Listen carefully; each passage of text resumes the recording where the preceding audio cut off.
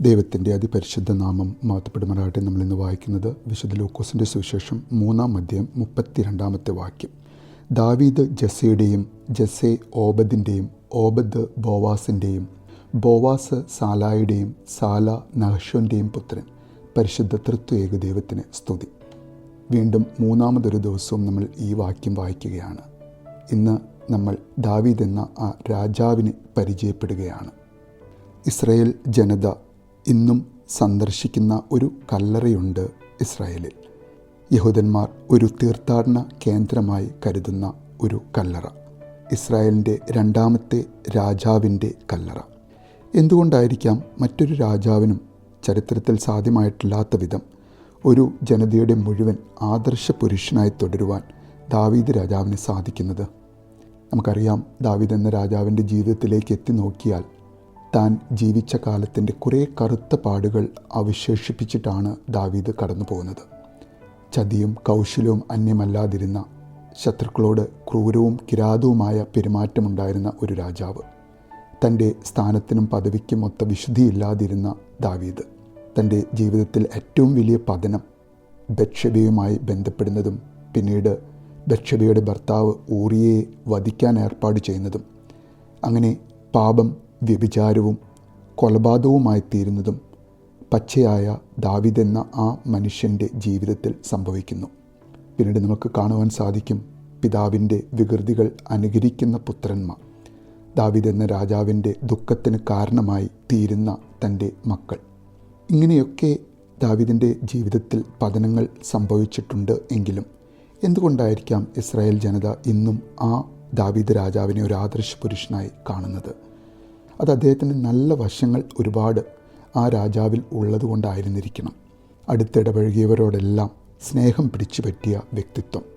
Yonatan, അക്കീഷ്, ഇത്തായി, ഒരു Copa വെള്ളം ദാവീദിന് കൊടുക്കുവാൻ ജീവൻ പണയപ്പെടുത്തിയ തൻ്റെ ഉറ്റ ചങ്ങാതിമാരായ യോദ്ധാക്കൾ, ആ വെള്ളം കുടിക്കാതെ ഇരുന്ന ദാവീദിൻ്റെ ആ വലിയ മനസ്സ്.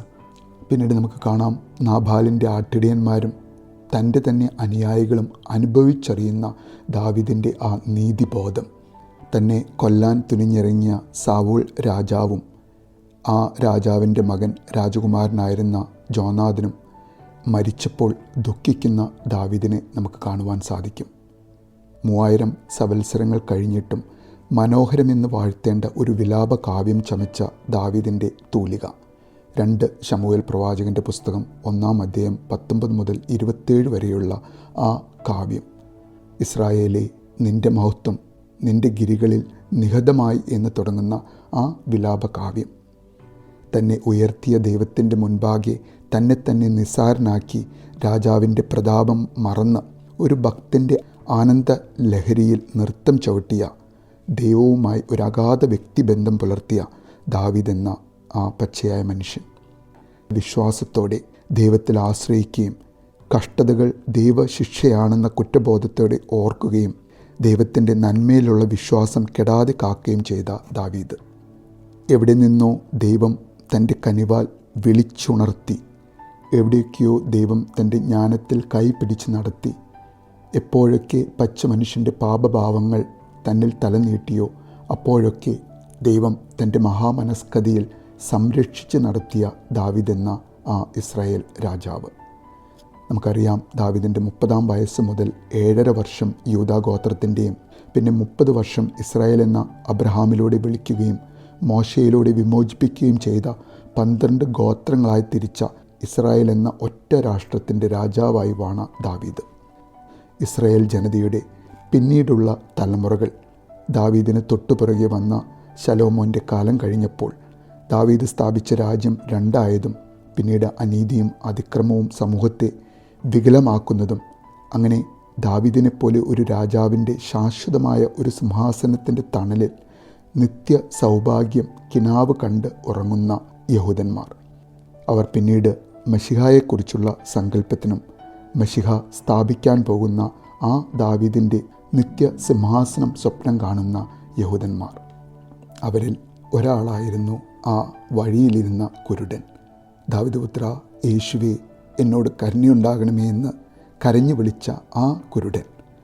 പച്ചയായ മനുഷ്യരായ നാം ഓരോരുത്തരും ദാവീദിനെ പോലെ പല സന്ദർഭങ്ങളിലും അറിഞ്ഞും അറിയാതെയും നമ്മുടെ ജീവിതത്തിൽ വന്നുപോയ കറുത്ത പാടുകൾ പേറി ജീവിക്കുന്നവരാണ്. എന്നാൽ മശിഹ സ്ഥാപിച്ച ആ നിത്യസിംഹാസനത്തിലെ ഒരംഗമായ നമുക്ക് ഓരോരുത്തർക്കും ദാവീദ് പുത്ര യേശുവേ എന്നോട് കരുണ തോന്നണമേ എന്ന പ്രാർത്ഥനയിലൂടെ അവനിലേക്ക് നമുക്ക് നടക്കുവാൻ സാധിക്കും.